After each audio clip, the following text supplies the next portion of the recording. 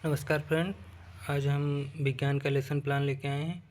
प्रकरण रहेगा हमारा ऊर्जा के नवीकरणीय स्रोत, जो हम कक्षा 7 में पढ़ा सकते हैं।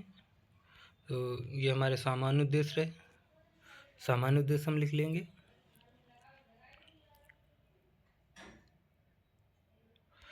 फिर अगली हेडिंग हमारी विशिष्ट उद्देश्य। विशिष्ट उद्देश्य में हम लिख देंगे संज्ञानात्मक। पहली हेडिंग रहेगी छात्र नवीकरणीय ऊर्जा के बारे में जान पाएंगे, छात्र ऊर्जा के नवीकरणीय स्रोतों का अध्ययन कर पाएंगे।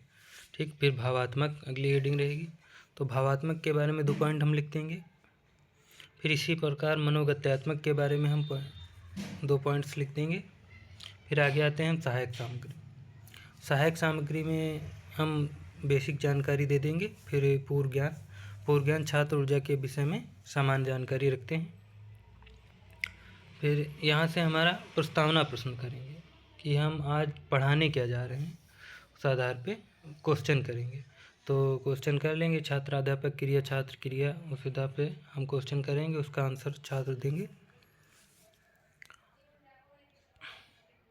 फिर लगभग 4 हमने किया, 5 भी कर सकते हैं, 6 भी कर सकते हैं क्वेश्चन, कोई पाबंदी नहीं रहती है। फिर उद्देश्य कथन। उद्देश्य कथन में हम बता देंगे आज हम लोग ऊर्जा के नवीकरणीय स्रोत के बारे में अध्ययन करेंगे। फिर आ जाइए अगली हेडिंग। अगली हेडिंग वही प्रस्तुतिकरण हम लिखेंगे। तो प्रस्तुतिकरण में हम इस आधार पे बनाते हैं कि हमारा एक ही, अगर हम पेज खोल के रखें तो एक साथ में रहे। तो शिक्षण बिंदु, क्योंकि एक पेज पे आना मुश्किल है इतना, अगर हम चार्ट वगैरह लगाएंगे ब्लैक बोर्ड तो एक पेज पे नहीं आ पाए, 2 पेज के साथ में कर लेते हैं। तो शिक्षण बिंदु छात्र अध्यापक क्रिया छात्र क्रिया विधि प्रविधि सहायक सामग्री संपटकार, इस आधार पे। तो हम सबसे पहला हेडिंग डालेंगे बायोगैस। तो बायोगैस के बारे में हम बोधात्मक प्रश्न करेंगे, छात्र आंसर देंगे उसका। उसके बाद हम स्पष्टीकरण देंगे। उसके बाद स्पष्टीकरण देंगे, छात्र ध्यानपूर्वक सुनेंगे और व्याख्यान विधि में व्याख्यान भी डाल देंगे और उधर हम एक कोई फिगर लगा देंगे, सैंपट बना देंगे। उसके बाद आते हैं हम डिस्कस करते रहते हैं। उसके बाद दूसरी हेडिंग हमारी रहती है सौर ऊर्जा। तो हम सौर ऊर्जा के बारे में जानकारी देंगे, क्वेश्चन करेंगे बच्चों से और उसी आधार पे हम वो आंसर देंगे अपने ज्ञान के आधार पे। और उसके बाद हम या फिगर वगैरह लगा दीजिए, उसका स्पष्टीकरण देंगे कि एक्चुअल में सौर ऊर्जा होती क्या है। तो कर दीजिए उसका।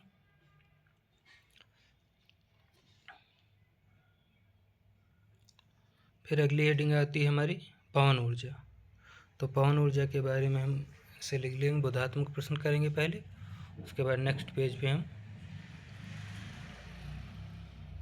स्पष्टीकरण देंगे। तो ये रहा हमारा स्पष्टीकरण, फिगर वगैरह लगा देंगे, सैंपट बना देंगे। ये हमने पवन चक्की का फिगर लगाया, आप जिस अपने हिसाब से कोई भी फिगर लगा दीजिए। फिर आगे आ जाइए लास्ट में हेडिंग निर्देश लिख दीजिए। छात्राध्यापक छात्रों से निम्नलिखित बोध प्रश्न पूछेंगे तथा उनके उत्तर की सहायता से सैंपट सारांश विकसित करेंगे। तो हमने ये 3 बोध प्रश्न पूछ लिए, उसके आधार पे हमने ये यहाँ सैंपट विकसित कर लिया, सैंपट लिखा ये और तीनों के आंसर दे दिए। ठीक है। और फिर से निर्देश करेंगे। निर्देश है छात्र अध्यापक छात्रों से सैंपट कार्य पुनरावृत्ति प्रश्न और गृह कार्य अपनी अभ्यास पुस्तिका में लिखने का निर्देश देगा तथा स्वयं कक्षा का निरीक्षण करेगा। ठीक है।